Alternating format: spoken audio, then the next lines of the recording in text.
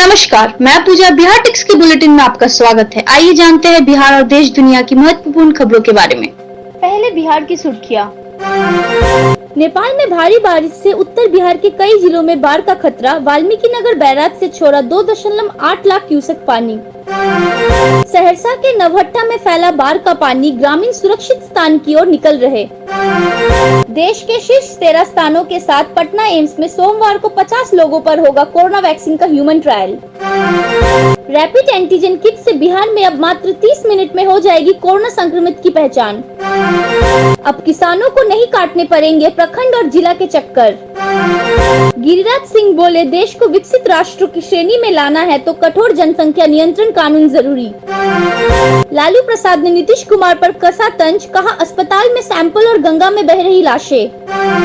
चिराग के बयान पर संजय पासवान का जवाब, एलजेपी के बिना भी सरकार में रही है बीजेपी जेडीयू। प्रशांत किशोर का नीतीश पर निशाना, कहा बिगड़ रही कोरोना की स्थिति, सरकार चुनाव की तैयारी कर रही। वैशाली में युवक की गोली मारकर हत्या, घर से बुलाकर ले गए थे 3 लोग। अब देश दुनिया की सुर्खियां। प्रधानमंत्री मोदी ने कहा, दिल्ली की तरह एनसीआर में भी बढ़ते केसों को रोकने के लिए काम होना चाहिए। ईडी ने यूपी पुलिस से विकास की बैंक अकाउंट डिटेल मांगी। थाईलैंड और दुबई में इन्वेस्टमेंट का शक। राजस्थान में भाजपा पर हॉर्स ट्रेडिंग का आरोप, मुख्यमंत्री गहलोत बोले, विधायकों को 25 करोड़ का ऑफर दे रही भाजपा। भारत में बाघों पर सबसे बड़ा सर्वे, यह सर्वे गिनीज वर्ल्ड रिकॉर्ड में दर्ज हुआ।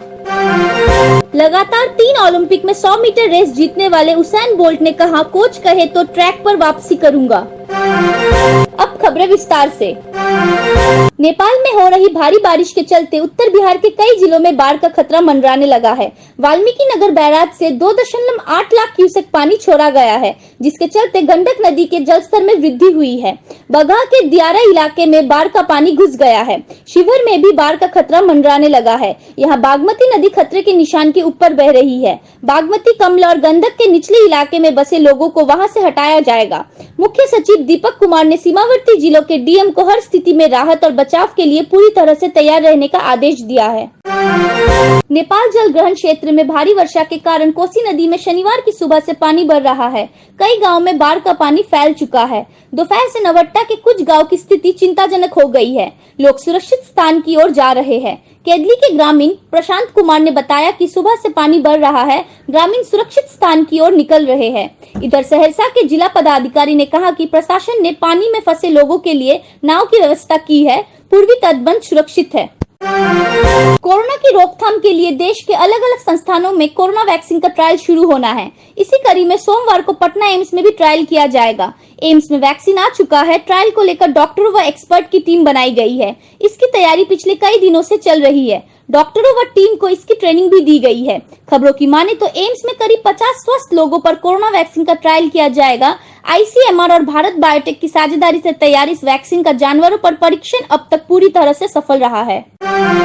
बिहार में कोरोना संक्रमितों की पहचान के लिए अब 3 दिन से 4 दिनों का इंतजार नहीं करना होगा। अब मात्र 15 मिनट से आधा घंटा में संक्रमितों की पहचान हो जाएगी। यह सब संभव होगा रैपिड एंटीजन जांच प्रणाली से। पटना समेत राज्य के सभी जिलों में अगले 1 सप्ताह में रैपिड एंटीजन किट से जांच शुरू हो जाएगी। यह किट दक्षिण कोरियाई कंपनी का है। कंपनी का उत्पादन इकाई गुरुग्राम के बगल में स्थित मानेसर में है। इस किट से एक दिन में हजारों सैंपलों की जांच हो सकती है। किसानों को बड़ी राहत मिली है। बिहार के 8,402 पंचायतों में से 5,050 में राज्य सरकार ने कृषि कार्यालय की शुरुआत कर दी है। बाकी पंचायतों में किराए के भवन में कार्यालय खोले जाने की तैयारी है, जिसका बजट भी बनकर तैयार है। सरकार द्वारा राज्य के सभी जिलों के पंचायत स्तर पर कृषि कार्यालय की स्थापना की स्वीकृति दी गई है। साथ ही चालू वित्तीय वर्ष 2020-21 में 1410.48 लाख रुपए की निकासी और व्यय की भी स्वीकृति प्रदान की गई है। यह जानकारी बिहार के कृषि मंत्री प्रेम कुमार ने दी है। केंद्रीय मत्स्य, पशुधन एवं डेयरी उद्योग मंत्री और बेगूसराय से सांसद गिरिराज सिंह ने कहा कि देश को यदि विकसित राष्ट्रों की श्रेणी में लाना है तो कठोर जनसंख्या नियंत्रण कानून की जरूरत है, जो सभी लोगों और धर्मों पर एक समान लागू हो। गिरिराज ने विश्व जनसंख्या दिवस पर अपने ट्विटर पर एक वीडियो जारी किया है। उन्होंने कहा कि कभी आबादी एक जरूरत होती है तो कभी यह बोझ बन जाती है।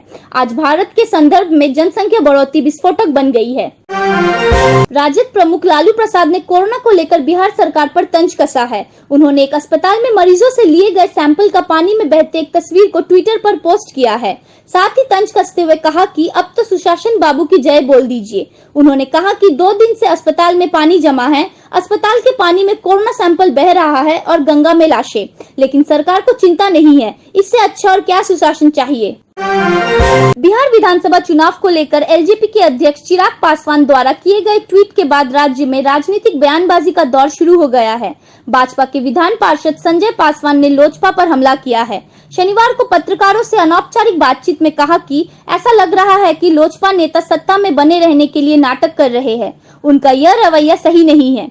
वर्ष 2010 में जदयू व भाजपा साथ मिलकर 2/3 बहुमत के साथ सरकार बना चुकी है। चुनावी रणनीतिकार और जदयू के पूर्व उपाध्यक्ष प्रशांत किशोर ने मुख्यमंत्री नीतीश कुमार पर निशाना साधा है। शनिवार को प्रशांत ने ट्वीट कर कोरोना से लड़ने के लिए बिहार सरकार के प्रयासों पर सवाल उठाया है। आपको बता दें कि बिहार विधानसभा चुनाव अक्टूबर-नवंबर में होना है। निर्वाचन आयोग ने कहा कि बिहार में चुनाव निर्धारित समय पर होगा। राजद और लोजपा कोरोना काल में चुनाव नहीं चाहती है। वैशाली जिले के सहदेई पुलिस आउटपोस्ट क्षेत्र में अपराधियों ने शनिवार को एक युवक की गोली मारकर हत्या कर दी। पुलिस सूत्रों ने बताया कि रामपुर बधेल गांव निवासी चंदन ठाकुर को सुबह 3 लोग घर से बुलाकर अपने साथ ले गए और सुरहा पुल के निकट उसकी गोली मारकर हत्या कर दी। इस सिलसिले में मृतक के पिता ने संबंधित थाने में 3 लोगों के खिलाफ प्राथमिकी दर्ज कराई है। पुलिस मामले की छानबीन कर रही है। प्रधानमंत्री नरेंद्र मोदी ने शनिवार को देश में कोरोना वायरस की स्थिति की समीक्षा की। इस मौके पर पीएम ने दिल्ली में कोरोना की स्थिति नियंत्रित करने के लिए केंद्र और राज्य सरकार की कोशिशों की तारीफ की। उन्होंने कहा कि ऐसा ही काम एनसीआर में बढ़ते केसों को रोकने के लिए होना चाहिए। बैठक में गृह मंत्री अमित शाह, केंद्रीय स्वास्थ्य मंत्री डॉक्टर हर्षवर्धन, नीति आयोग के सदस्य, कैबिनेट सचिव और केंद्र सरकार के अफसर मौजूद रहे। उत्तर प्रदेश के कानपुर में 5 लाख का इनामी गैंगस्टर विकास दुबे शुक्रवार को पुलिस एनकाउंटर में मारा गया। अब ईडी लखनऊ जोन विकास और उसकी गैंग के खास लोगों की प्रॉपर्टीज की डिटेल जुटा रहा है।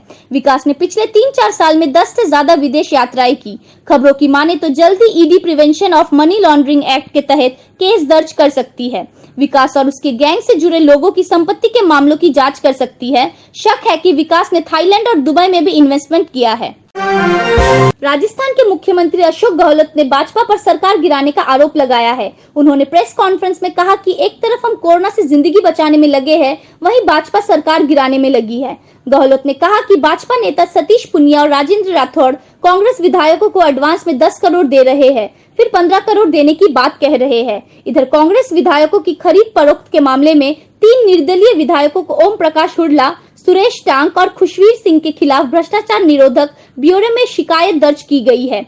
वहीं भाजपा के 2 नेताओं अशोक सिंह और भरत मलानी को हिरासत में लिया गया है। भारत में 2018 में बाघों पर किया गया सर्वे गिनीज वर्ल्ड रिकॉर्ड में दर्ज हो गया है। The all India tiger estimation के ओर से बाघों पर किया गया यह दुनिया का सबसे बड़ा सर्वे साबित हुआ है। यह 1,21,337 वर्ग किमी में किया गया। इसमें 26,760 स्थानों के अलग अलग लोकेशन पर कैमरे लगाए गए। इनसे वन्य जीवों के 3.5 करोड़ से ज्यादा फोटो लिए गए। इनमें से 76,651 फोटो बाघ के और 51,777 फोटो तेंदुओं की है। यह सर्वे 2018 का है। इसे पिछले साल जारी किया गया था, जबकि वर्ल्ड रिकॉर्ड की घोषणा अब की गई है। जमैका के धावक और लगातार 3 ओलंपिक में 100 मीटर रेस जीतने वाले उसेन बोल्ट संन्यास का फैसला बदल सकते हैं। उन्होंने कहा कि यदि उनके पूर्व कोच गैलन मिल्स कहेंगे तो वे ट्रैक पर वापसी करेंगे। 8 बार के ओलंपिक मेडलिस्ट बोल्ट ने एक मैगजीन से वीडियो इंटरव्यू में कहा कि उनका वापसी का कोई इरादा नहीं है, लेकिन कोच कहेंगे तो सब कुछ मुमकिन हो सकता है। आपको बता दें कि 11 बार के वर्ल्ड चैंपियन बोल्ट ने 2017 में लंदन वर्ल्ड चैंपियनशिप के बाद संन्यास ले लिया था। आखिरी टूर्नामेंट में बोल्ट ने सिल्वर मेडल जीता था।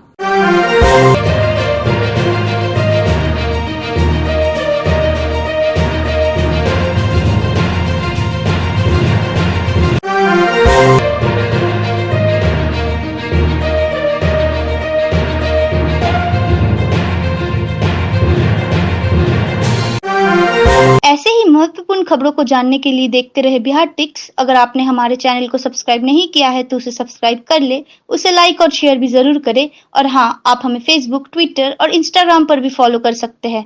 कोरोना महामारी के इस दौर में अपना बहुत ख्याल रखें। धन्यवाद।